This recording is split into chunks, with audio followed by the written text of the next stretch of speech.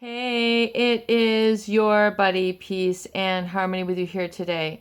And we're zooming in and focusing in on a great viewer question, and that is what is up with narcissistic rage? Why does the narcissist get so angry? They seem to have it all. They seem to be in the perfect place at the perfect time, yet they tend to lash out with narcissistic rage. Is this person a borderline? What is going on with this? Before we get started, I want to give a huge shout out to all the empowered harmonizers. Much love to you. Hope that you are making great strides in your awareness, your consciousness, your decisions, your feelings, your behaviors, and you're really getting a chance to put all the pieces together. Amen to you, and much love to you at this time of year. So let's really dive right into it. This is such an important time of year when things are really at their peak. Things are really at high vibration. There's a lot of emotions. There's a lot of sentiments. There's a lot of people getting together. Christmas parties, holiday parties, office parties, family events, people getting married, people having children. There's so many highly strung emotional events at this time of year. And oftentimes we see the narcissist really explode at the seams, and we see oftentimes the good, bad, and the ugly.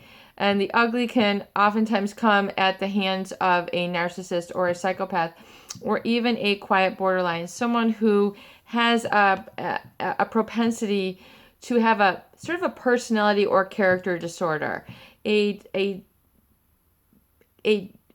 cluster B, whatever you want to call it. Labels are not important, but there is some pathology going on there. And what is up with narcissistic rage? Why would the narcissist all of a sudden, out of the blue, out of the woodwork, launch into a tirade of yelling, unhappiness, negative quips, just starting fights, starting negative attention where it doesn't need to taint or be involved in a situation? So are they kind of overreacting? Are they blowing things out of proportion? Why are they doing this? Well, realize narcissistic rage will always be the form of an aggressiveness, whether it's comments, physical aggression, haughty behavior or body language, or just very self-inflicted wounds oftentimes in the state of the borderline. But they will oftentimes use being very dramatic, if you will. And so why would they resort to this aggression or rage? Well, realize, number one, is that the narcissist will be triggered at these highly strung emotional times and feel a sense of narcissistic rage and aggression when their supply is on the line, or when they are not receiving adequate or more or superior amounts of narcissistic supply. In other words, fingers aren't pointing at them. They are not on stage. They're not on their soapbox. They are not at the center of attention. There's other people who could potentially be at the center of attention. This puts them on edge. It puts them on the fence. It makes them very uncomfortable, and they can't help themselves. They are beside themselves. They can't really control what they do. In other words, they're going to be at their worst. It's going to bring out the narcissistic rage, but it's going to have a tinge or a veneer of positivity. In other words, I claim this to be true. I want this to be important. I think that this is how this should go. I think that this is disturbing. And even though it oftentimes has nothing to do with reality, they will create this as an opportunity to draw negative attention or launch out into aggressive acts, aggressive statements.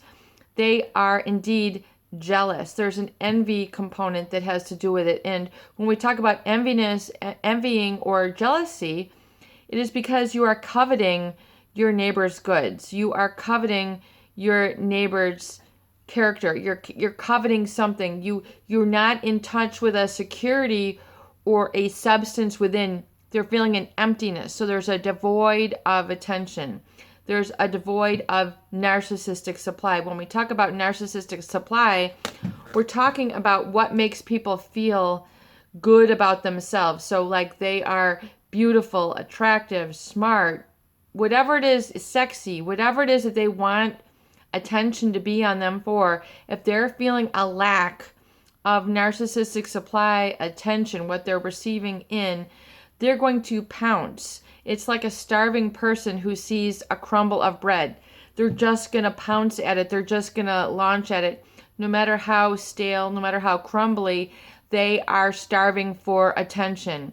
They are on the down low. They will grab at any straws in order to get some attention on them. So people oftentimes give in or feel through conditioning and repeated programming that they have to give in, or begin to, furthermore, which is even worse, is fall for their aggressiveness, fall for their rage, and mirror that rage, mirror that negative energy, and then launch back into, launch back into a similar reflection of energy. In other words, give in, start putting their dukes up, start fighting.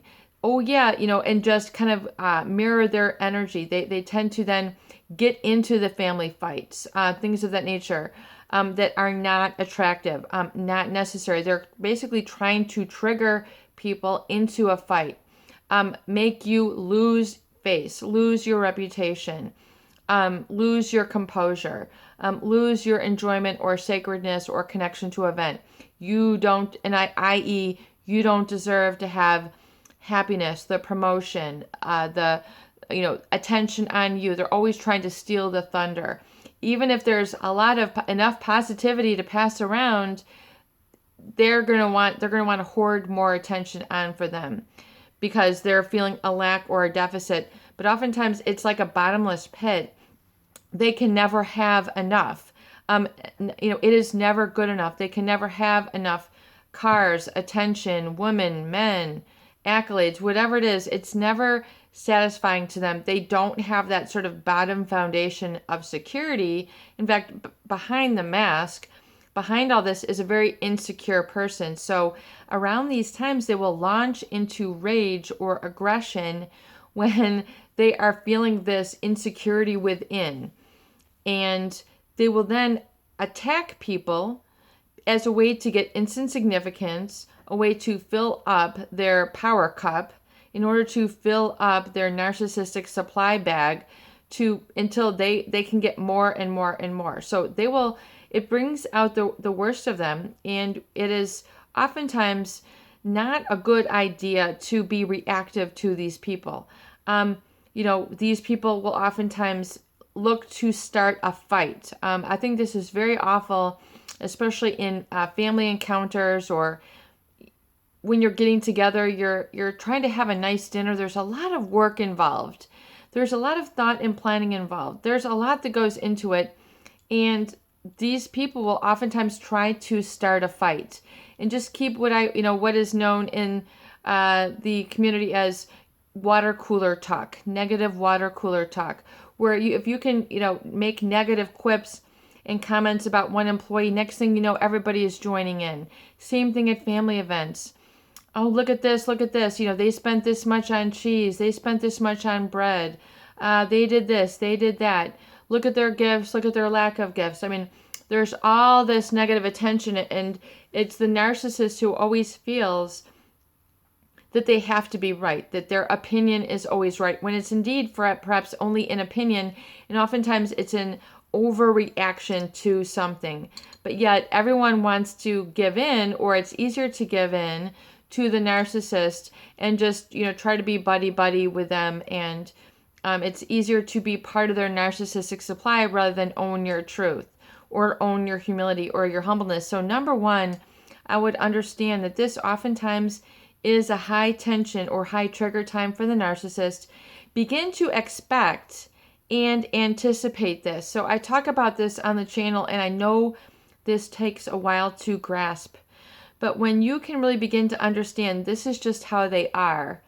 And so when they start to cause a fight, make their opinions or launch out into their narcissistic rage, narcissistic aggression, when they're triggered because they don't have enough supply, they want to hoard it all to themselves, begin to have that state of wisdom, that metacognition, where you're able to have that higher consciousness and say and call it what it is while it's happening, so you don't give in. You don't participate in the fight. You don't take the bait. You don't take the carrot.